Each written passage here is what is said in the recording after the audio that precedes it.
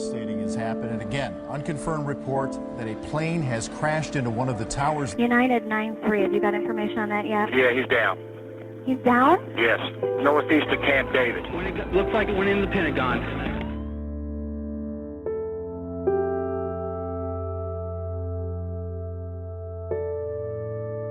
And I was on the quarterdeck finishing up all-night duty with a couple of BFC's Lance Corporals.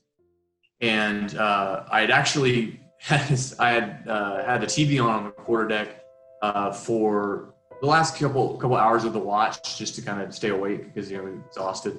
Myself, I was at home actually with my wife and two young stepsons. I was skipping school that morning. We were walking to breakfast that morning, and the drill sergeant comes running out, and he says, "They just bombed the Pentagon." I got a call. I was editor of Navy Times then, and I got a call from the news editor, Chris Cavus, and said, "Are you watching the news?" And the announcer broke in and said that there'd been a plane that had crashed into one of the World Trade Center towers.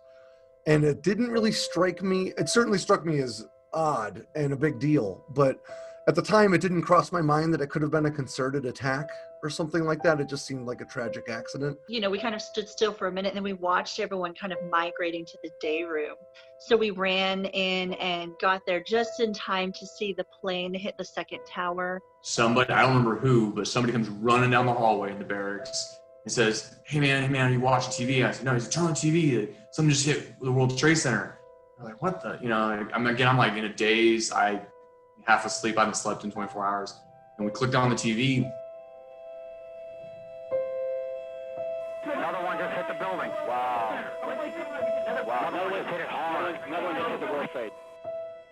We watched the news as we saw the towers fall, and I realized I needed to, whatever's going on, I need to get on into work that morning.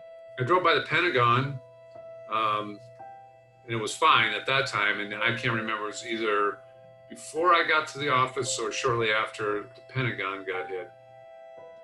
And as I remember it, I don't know for sure, but as I remember it, like within just a few minutes, we were kind of talking, what the hell, like this accident, And then the second plane hit the second tower.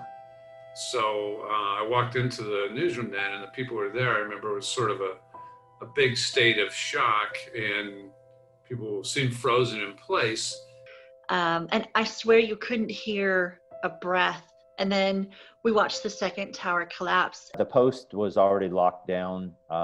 Military police had taken up positions. The force protection levels had obviously been escalated at that installation and a number of others. But, just a lot of uncertainty. Everybody's trying to figure out what's going on. I swear I remember somebody saying, "We're going to war, boys." On September 15th or 14th, something like that, I was notified that I was being put back on my Special Forces team, and we would be one of the first deployed out of the entire group. I think the whole world changed, but especially in America, the way that we interact with one another, the way we consume media, the way we see our own government has really changed. Watching the nation respond with togetherness. There were flags everywhere. People posted posters in their windows. There were vigils. There were all kinds of ways that we as a country bonded together. The whole world had changed, and so began, I would say, more than a decade of very intense reporting for the newsroom. The balloon went up, as they say, and I was slated with Alpha Company, Second Recon Battalion for the Iraq invasion, and did the Iraq invasion. And that was my 9/11 experience.